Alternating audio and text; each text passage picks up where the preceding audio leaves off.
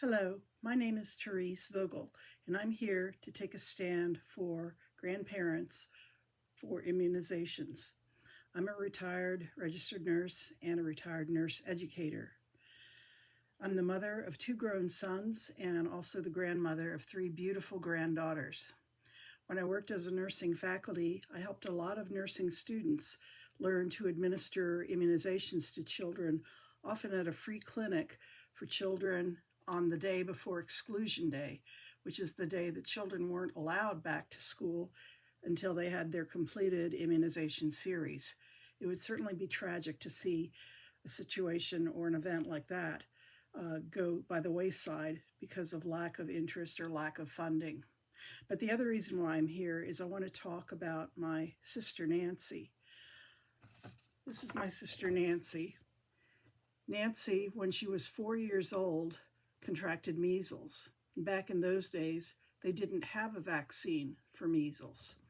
So Nancy developed encephalitis, and as a result of that, she had to be hospitalized. She was very sick for quite a while. Fortunately, she survived, but she was left with intellectual disabilities that affected her for the rest of her life. This is a picture of Nancy at 6 years old when she was in first grade. It really took her a year to recover from the encephalitis enough that she could go back to school. And of course, by then she was really quite far behind. Nancy was fortunate to be in a family that my parents gave her a great deal of love and attention and stability. And she went through school up till about up till sixth grade. And her abilities to process information pretty much plateaued after about age 10. Around that time, my parents got involved in the local chapter of the Association for Retarded Citizens, and they were promoting a great deal of developmental programs for people with disabilities at that time. And she did get enrolled in some programs for that to help her to continue to at least maintain the skills that she had in reading and writing and arithmetic. She also began some on-the-job kind of training as she entered into adolescence, and she was able to get a job at the sheltered workshop that she worked in for over 40 years. She also got involved in the organization there, Shenandoah Valley Community Residences, that helped her to get housing as she approached the end of adolescence and into her 20s, where she got to live independently, semi-independently, with other people with disabilities, and they had people who helped them out with some of the skills that they needed with maintaining their house. This is a picture of Nancy when she went to the sheltered workshop. I think this was one of her first employment pictures there. And this is a picture of her outside her duplex. She was very proud of the fact that she got to live in a place with her friends, and she was able to maintain this kind of a lifestyle for about 40 years too. They had caseworkers that would come and help them, take them grocery shopping, make sure they were cleaning the place, help them solve conflicts, that sort of thing. And it helped her have a very relatively independent lifestyle. They also had a lot of activities that she could be involved in. Here she was at a picnic with some of the other people that were either in the same complex where she lived or that she worked with at the workshop. Nancy also loved being an aunt. Here she is with our older son. She loved being an aunt and always was asking us how the boys were doing. She loved coming to visit us in Oregon too, and she would fly nonstop from Virginia, where she lived, to Portland.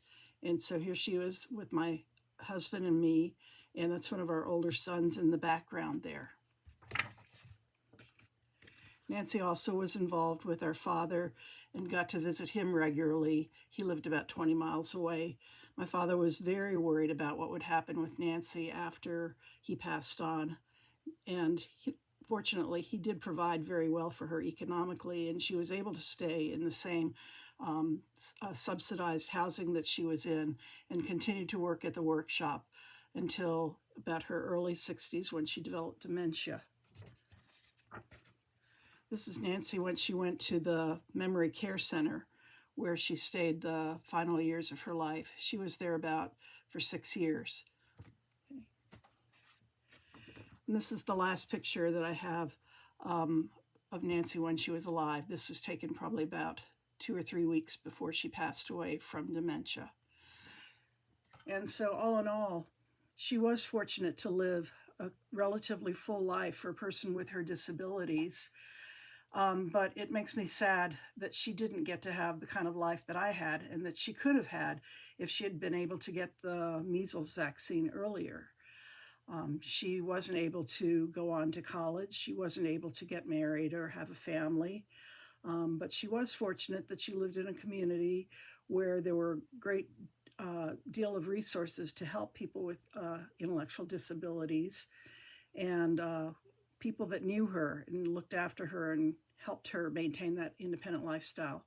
However, a lot of these programs are being cut or losing funding, and so they're not as readily available as they were to her.